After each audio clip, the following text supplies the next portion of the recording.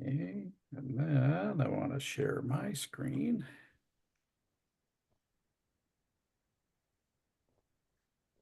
There, can everybody see my screen? Yes. With the cactus. Well, greetings, everybody. Good morning. Really? That's why I think he's doing it the hard way. Pardon?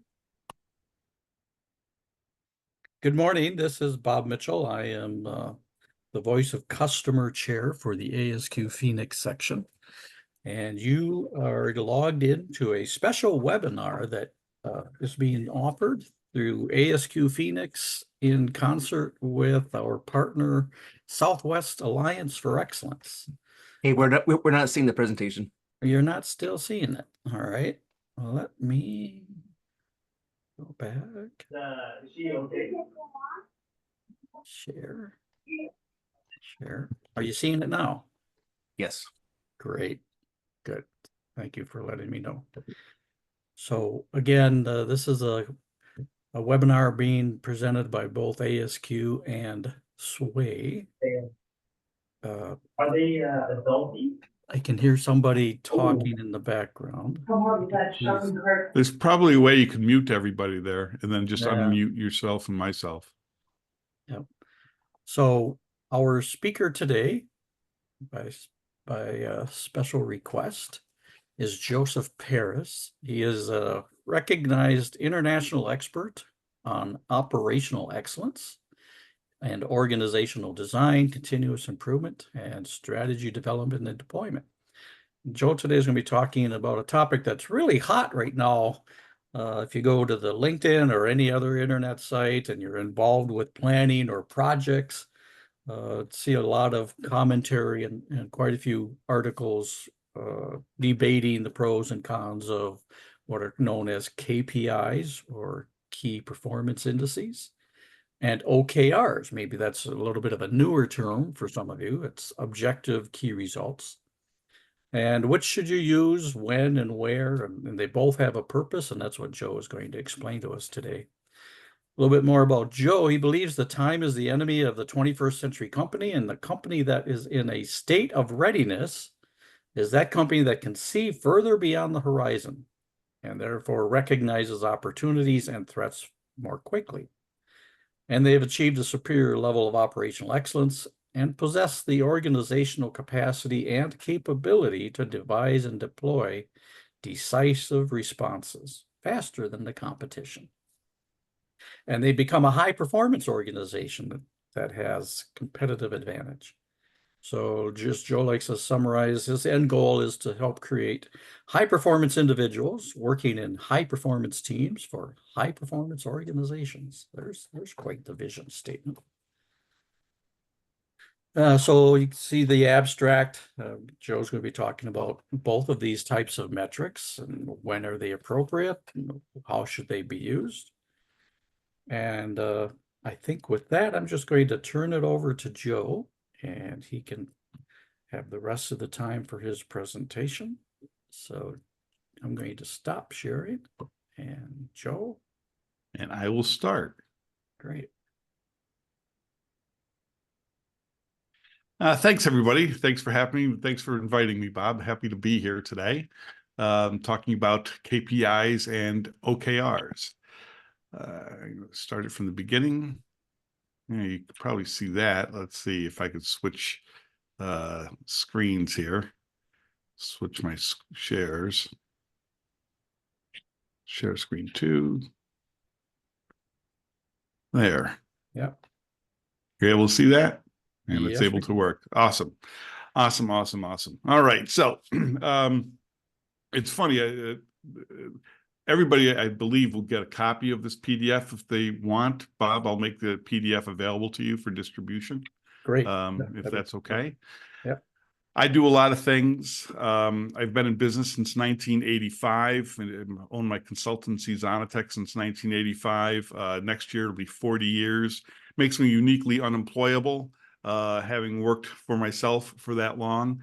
But I do a lot of things and I don't want to bore anybody with it, but you'll get a copy of it so you can check it out at your leisure. And of course, I'm on LinkedIn.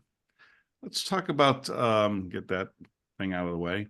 Let's talk about the introduction and today's agenda.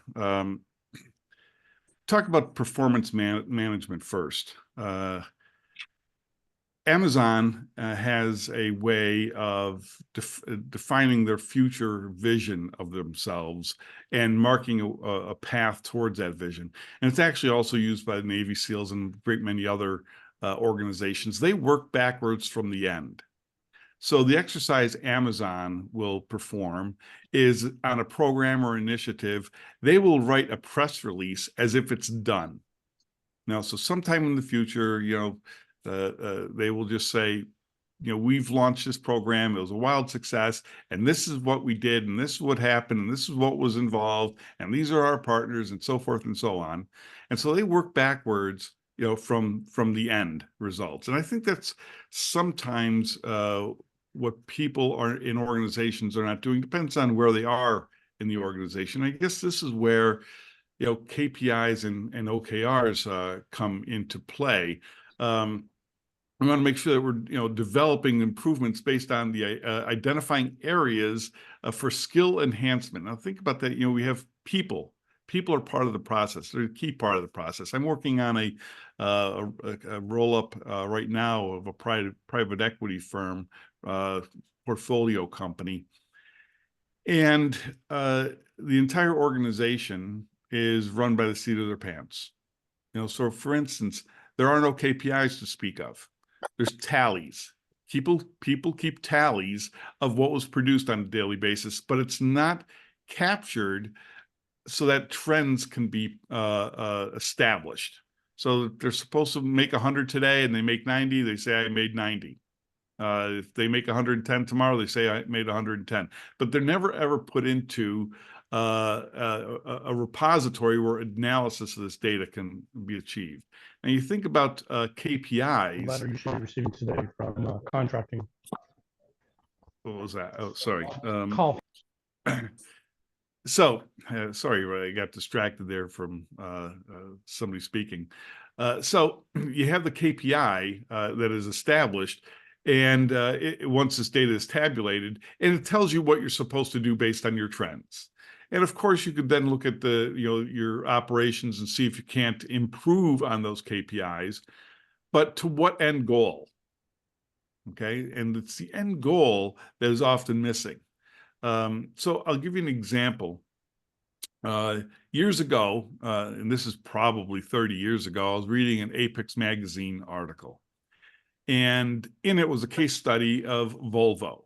And at the time, Volvo had this particularly unattractive green color in their car, and it wasn't selling.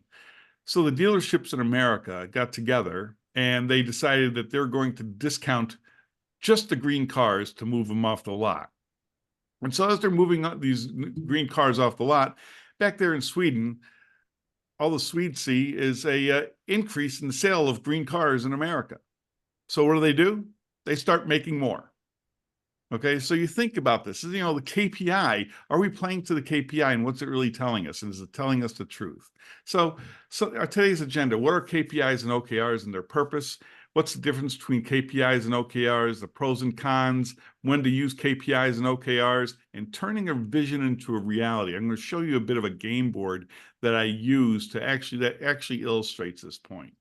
So let's see here. There we go. So the purpose of KPIs, at the end of the day, KPIs are measuring operational performance. It's tracking progress towards strategic goals, and it's identifying areas for improvement. So we think about, revenue growth. We take a look at our dashboard. What's the revenue today? What's the revenue per part? What's the revenue per customer? What's revenue per region? KPI that I use oftentimes is variances, purchase price variances. I had a client in Florida during COVID, and other than it being in Florida during COVID, which was kind of special in its own right, this person was in a metal fabrication business. That's what they owned. And for whatever reason, they weren't looking at their PPVs, and they didn't notice that the price of sheet steel had gone up 320%. Now, PPV is in fact a KPI. It's like if you're within 5%, maybe 2%, depending on the industry, then you don't really worry about it too much. But if you see it explode or crater, then you should probably call attention to it. But KPIs are like, in my opinion, KPIs are like diapers. Okay, they should be changed often for the same reasons.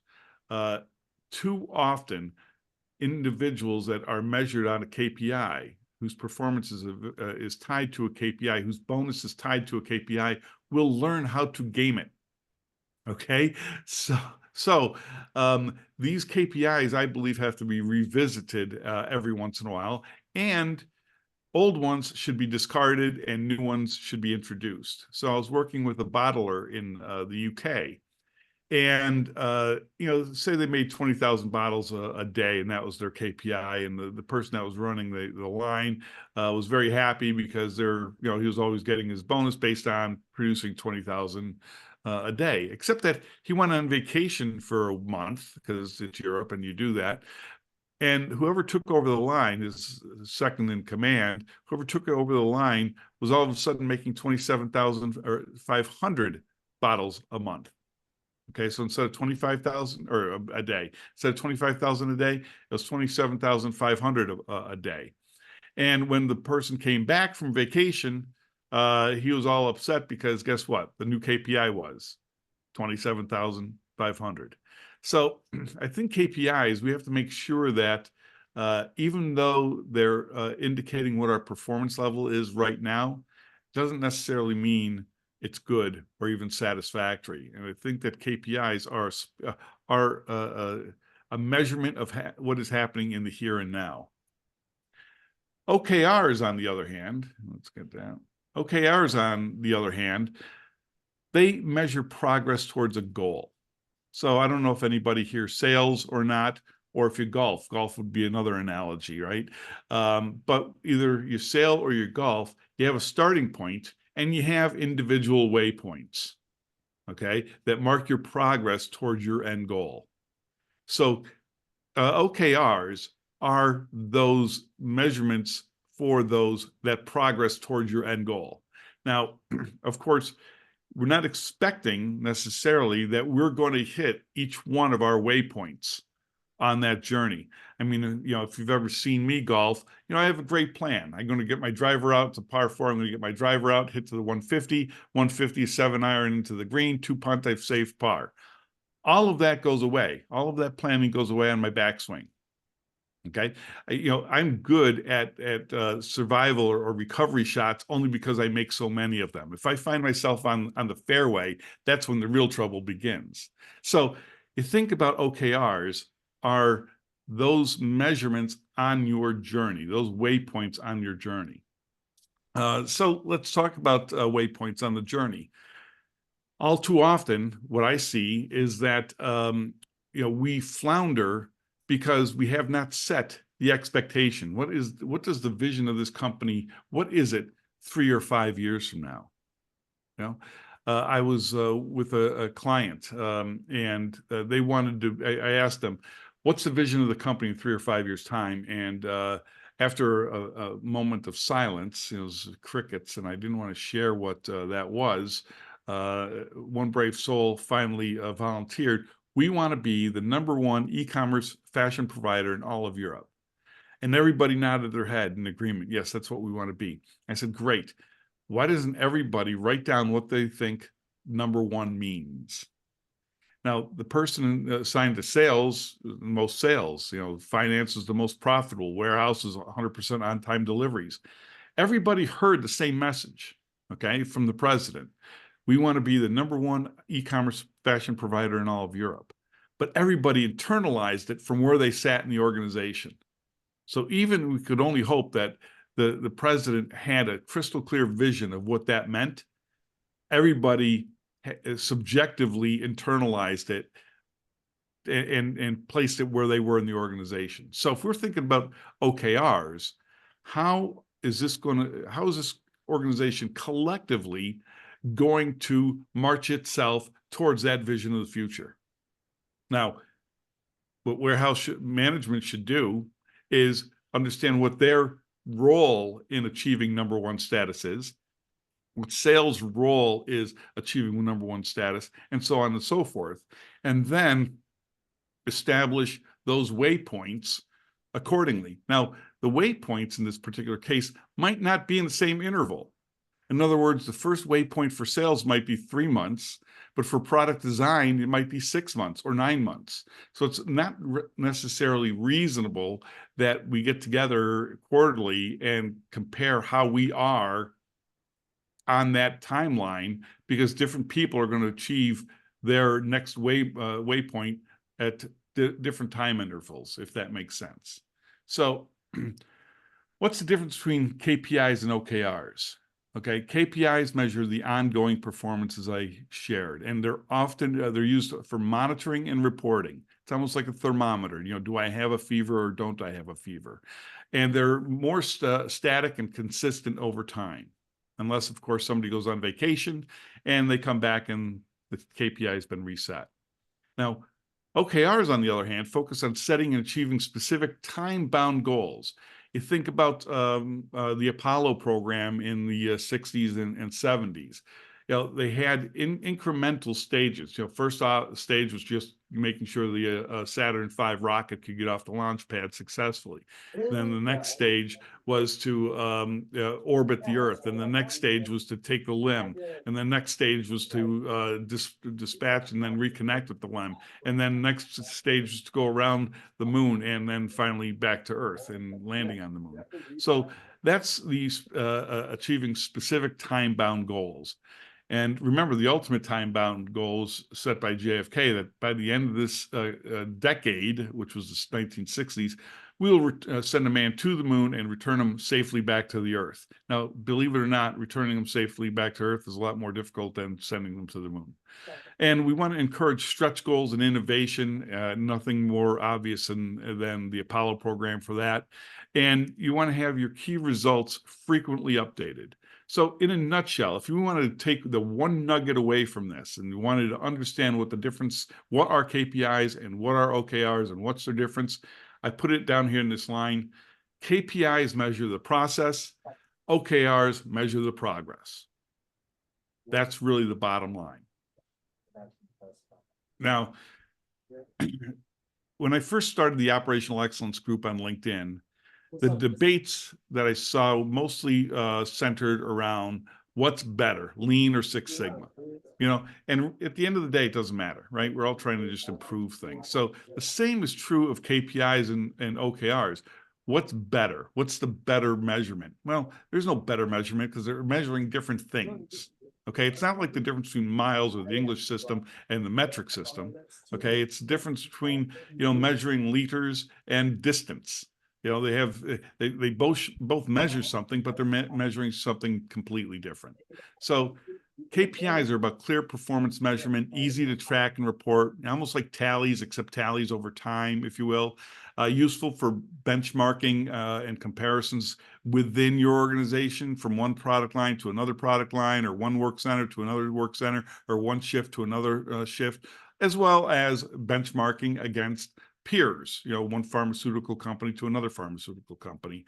And it helps to maintain focus on the key business areas. You know, so I use KPIs often and value stream mapping to illuminate opportunities for improvement, especially when compounded with my variance reports from an ERP system. They sort of spotlight where suspicion might lurk in the organization. OKRs encourage ambitious and aspirational goals. Remember, this is about the future self. This is not measuring, you know, day to day. This is about the future of the organization.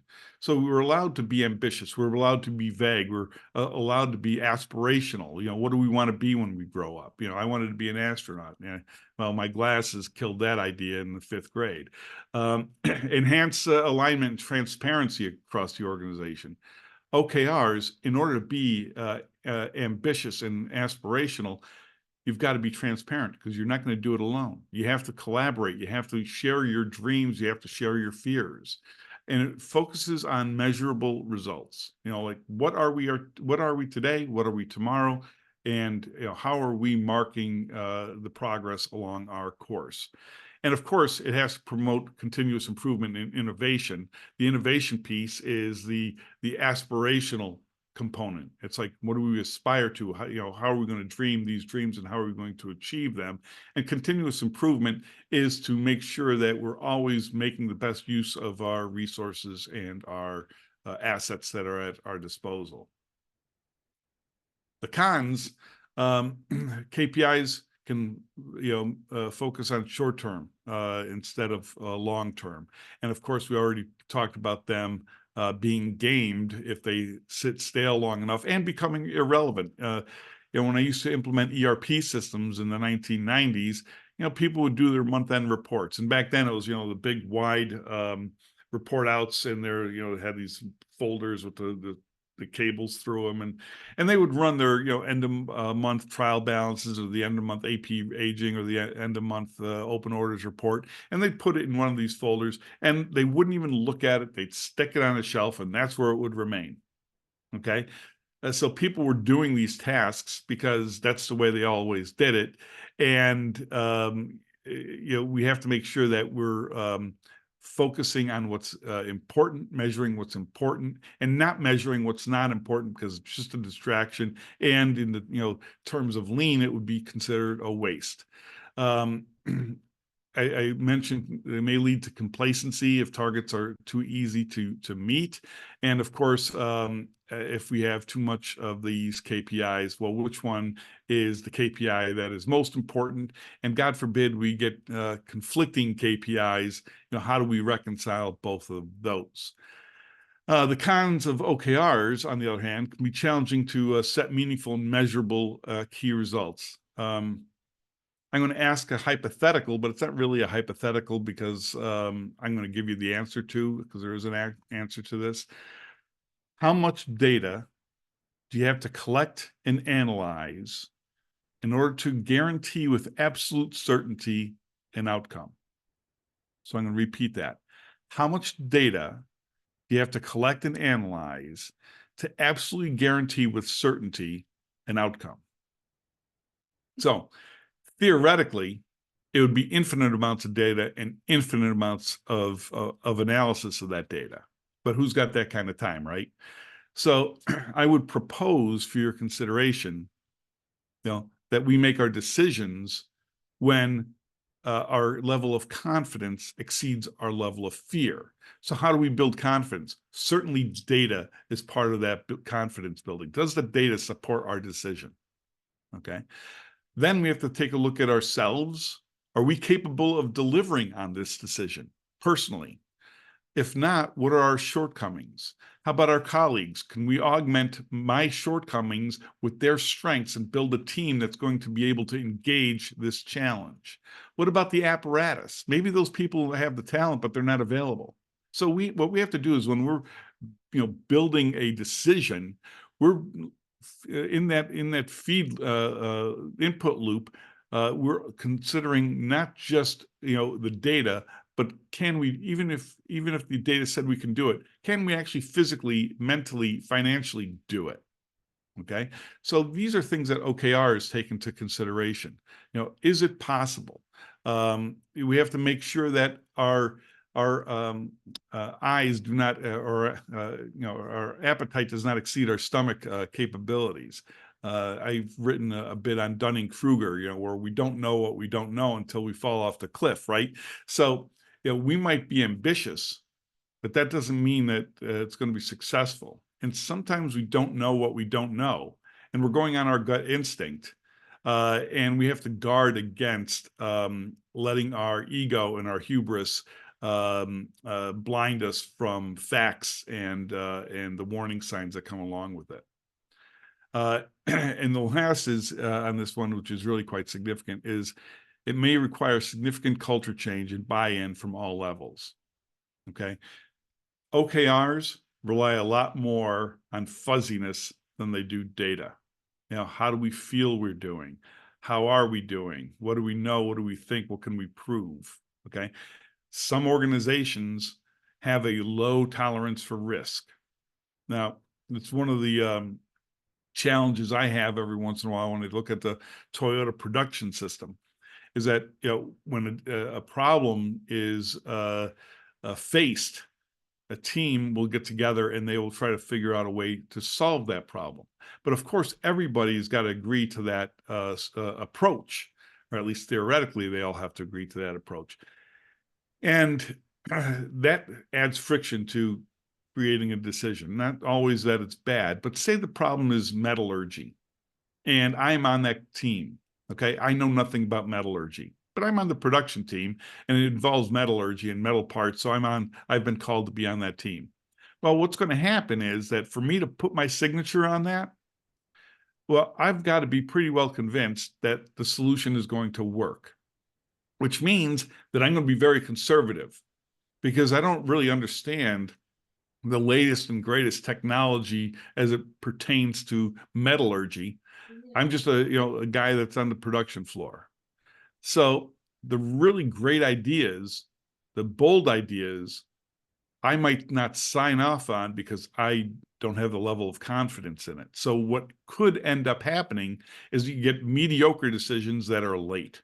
So we have to make sure that the corporate culture is able to embrace, to the best of its ability, the idea of OKRs and working in the area where it's not quite snapped into focus. So when to use them? KPIs used for tracking long-term performance. When stable and consistent metrics are needed, we want to make sure that, the weather report is good so we can go out sailing, and we know that July is great weather for the Aegean. And so that's what our expectation is. And we're only looking for the anomalies if and when they occur. OKRs, on the other hand, are most suitable for dynamic environments, especially innovation companies, especially aspects of organizations that are being innovative. Maybe it's a new product line where we don't know the answers, and we know that we don't know the answers. That's where OKRs are most applicable, especially as they guide us to a goal towards that press release someday. So at this point, I'm going to share with you, before I do that, why don't we open it up for a few questions, if that's okay?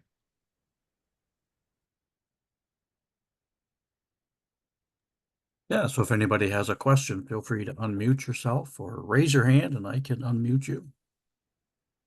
Hey, Joe, I've got a question for you. So in our organization, everybody wants to have the ability to showcase the work that they're doing. And a lot of times that work is really just KPI based, but they want to call them an OKR. And we want to focus the OKRs on just those innovative things like you're talking about, where we really do need that alignment. How do we, or have you found a good way to make people still feel valued, but don't give them an opportunity to have their own OKRs, but they want to feel like they're part of the big picture? And Joe, you are muted. I think I accidentally clicked your mute button. There we go. Am I unmuted now? Yes, you good? are. Okay, good. So I think this is a challenge with the ego, if you will, in this particular case, because KPIs are neither above nor below OKRs. I would not say that one is more important than the other, or one is less important than the other. They have equal weight in my mind, or in my eyes, in my opinion. They just serve different purposes. So I would probably go back to my definitions of OKRs, or even your definitions. I mean, because these definitions are made up by people. They're not laws of physics. Okay, therefore they could be bent and broken by people. So I would establish a definition for what is an OKR and what is a KPI.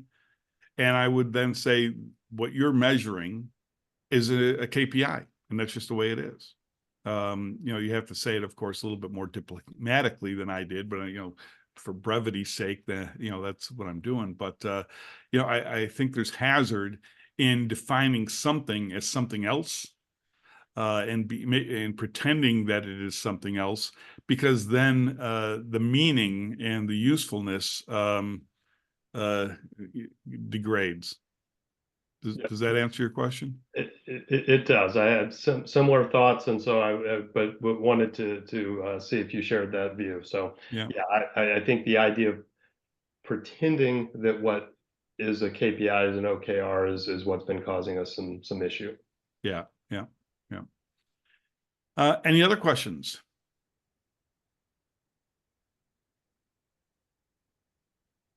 Don't see anything in the chat Okay. box. Okay, so I'm going to slide this over, and I think that I did this so that everybody can still see it, right? Is that true? Yes. Yes. Okay, you're able to see this. Okay, so this is a game board. Okay, I'll zoom out a little bit. This is a game board I created. Now, when I actually use this game board, it's you have to keep in mind that this particular one's about 1 meter tall and about 6 meters long. Okay, so it's big, it's an imposing thing, and it's on the wall. And I call this game board turning a vision into a reality. And what I do is I ask people, as an icebreaker, what makes a vision a vision? And this is all run by sticky notes, all right? So everybody gets a chance to, share what their ideas of vision are and put it up here and explain themselves. And it's just sort of like get people thinking, get people engaged. But then we go on to the next cell or subroutine in the game board. And people are probably in lean world are probably used to this: people, processes, and technology. All right. And what I ask them to do is, okay, what's going to happen with the people? What's going to happen with the tech processes? And what's going to happen with technology? And what we do is we, everybody's putting on their sticky notes and explaining it. And then we put it into time buckets. Okay, because there's predecessor, successors activity with respect to people and processes and technology. So now what we're doing is we're putting these into time buckets. Now, mind you, we're not talking about data right now. We're talking about what people are thinking, right? And by the way, while we're doing our thing as a company, the marketplace is doing its thing. And the marketplace is not just anymore our competitor. The marketplace is geopolitics, the marketplace is supply chain, the marketplace is everything that happens outside of our four walls. Okay, so what's happening outside of our four walls, and how does that, or how might that influence our people, our plans for people, processes, and technology? All right, so when we're done here, we've actually established OKRs, okay, of what's going to happen and when it's going to happen. All right. Then we move on to the next subroutine. And this subroutine basically is, identifies 4 teams. Now, it could be 2 teams, it could be 6 teams, but settled on 4 teams for this particular exercise. And each team has a focus area. So the focus area might be, say, product design, all right? And so you have focus area, it's product design, and you have, people that are assigned to that particular team. And then what they're looking at is time to value and business value. And you have short term is on the right, and high impact or high value is on the left, up. And these up here end up being your no-brainers. These are the things that you want to do. And these things are wise choices, and then there's everything else. But the initial phase of this part of the exercise is people are just putting up their fantastic ideas. I think we should do this for product design. I think we should do this. I think we should do that. And then they look at the assortment of ideas, and then they say, well, these are no-brainers, and these are not so good, and these are wise choices. All right. So again, we're still looking at OKRs because we haven't assigned anything that's measurable to it. These are all gut instincts. However, we then get into our specific ideas. Our first round and our second round, which I call bold ideas, these are high risk, high reward.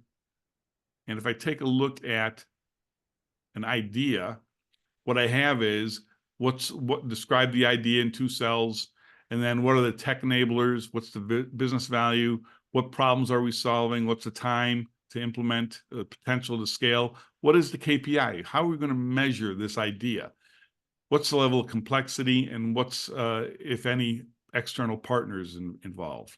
But now what we're doing is we're establishing, the KPIs that are associated with the specific idea. And when the 3 or the 4 focus areas are done, sharing their ideas, everybody's given sticky money, and they're allowed to vote on which projects or opportunities they want to invest in.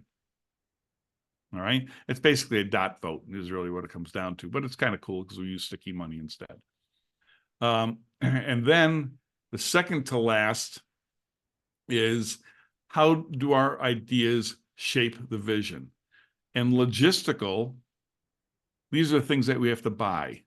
Tactical are the plans, and strategic are the big major muscle movements and when they're going to be completed. So you think about marketing.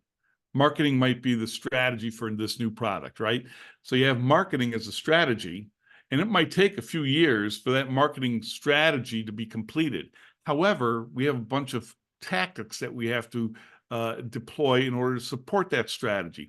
Say there's social media marketing, and there's conference marketing, and there's might be magazine marketing, and who knows, Goodyear has a blimp, right? So we have all of our tactics which drive our logistical to our when we expect our strategy to be delivered.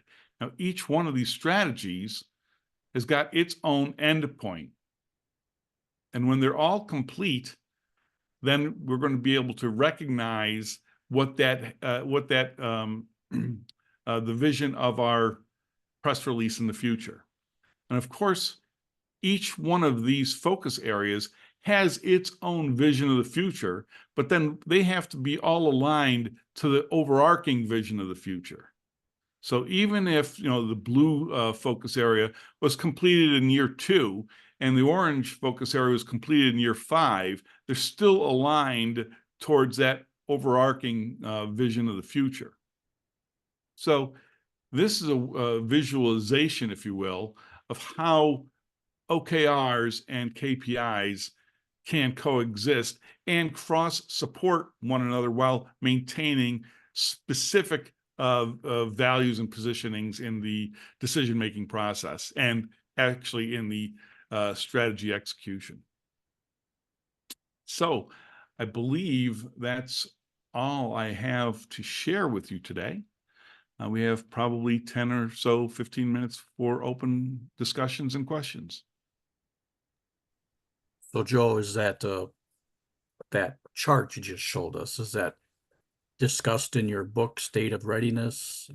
No, it's not. This is Okay. something that I've developed over the last, say, 2 or 3 years. It's I call it design thinking for operational excellence. It's basically the gamification of problem solving.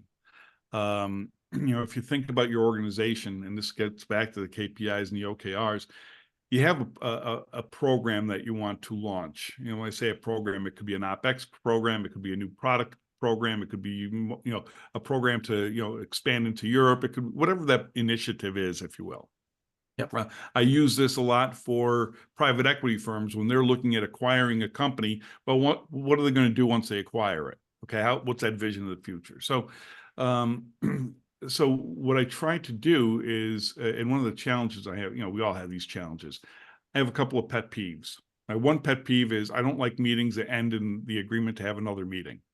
Okay, it's a big pet peeve of mine. Because usually that second meeting and subsequent meetings are rehashes of the first meeting. And it's quite bothersome to me, especially if I believe time is the enemy, right? The other thing that bothers me is that we get all these stakeholders involved in the meeting, but they don't engage because they don't know the language and they don't know the form. Like if you get somebody from the shop floor and you start talking to them about the X matrix and Hoshin Kanri, they're going to check out. That's it. They're done. You're not going to get any contribution from them, okay? Because they don't know how to engage. And so what we try to do with this approach is gamify the engagement so that it breaks down these barriers and permits and facilitates more people to engage. But that's something relatively new that we've come out with. But in this particular case, and the reason I picked on this one particular is because we see the marriage of KPIs or I'm sorry, OKRs. OKRs are establishing that vision of the future. They're defining what that vision looks like. And then we're trying to figure out different ways of actually achieving that vision of the future until we have a unified purpose. So at the end of this particular journey, we've created our press release. We've established what the waypoints are, not data driven, but just like what has to be done. And then we've dived down into the data to create the KPIs, but how we're going to measure the performance of individual activities and how are those individual activities aligned towards some future self, if that makes sense.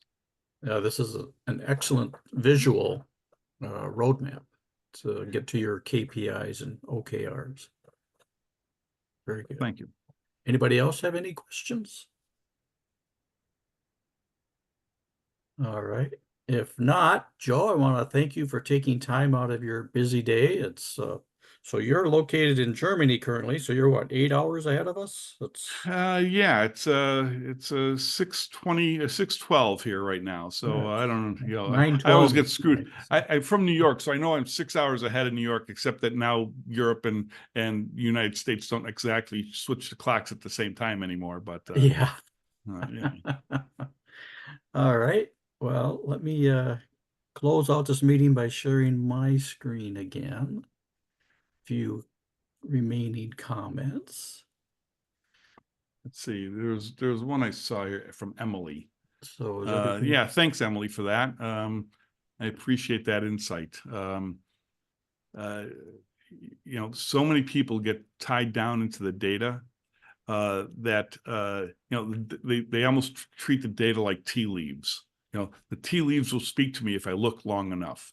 And I think really what you have to do is you have to look at what are we trying to accomplish, and then look at the data that will either validate or invalidate our premise.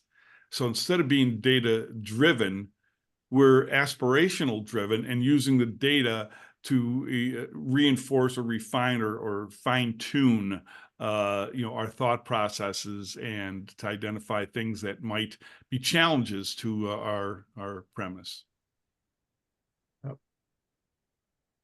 Well, thank you again very much, Joe.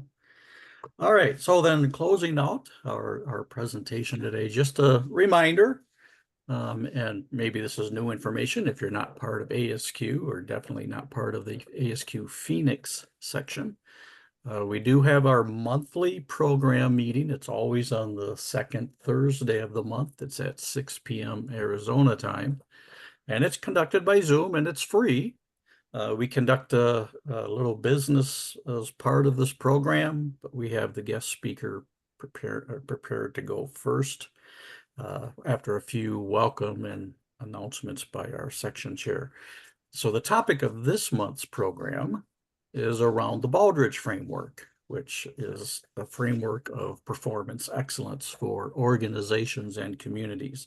So if you're interested, if you always wanted to know a little bit more about the Baldrige framework, what is it, how is it used to help organizations and communities improve, I will be giving a presentation introducing the Baldrige framework, not going into a lot of great detail, but enough information to whet your appetite.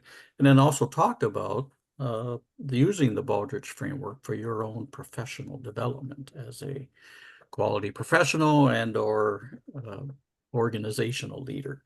So there's the registration link below. Again, it's free to anybody and everybody.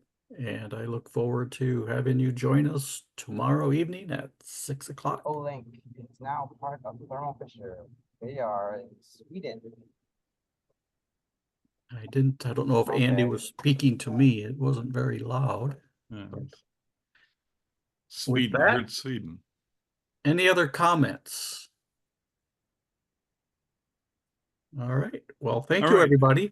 I will be sending out a copy of Joe's presentation as soon as I receive it, along with a certificate for recertification units. Those are handy for people who may hold some type of ASQ professional certification. And If you have any questions, I'm sure Joe has his contact information as part of that material. That's- So, yeah. thank you, everybody. Have a great day. Thanks. Hey, and thank you for having me. I appreciate it a great deal. Joe, it took a little bit of coordination given the time zone differences, but I'm very glad that we were able to connect and have you present. This was a fantastic presentation. Good. Thank you very much. Thank you. Have a good night. Have a good day, rather. That's right. Or evening. It's all good. Yeah, Good night right. here. You have a Or good day. evening I'll have a as good well. night. All right. Bye-bye. Thanks. Bye. Yeah.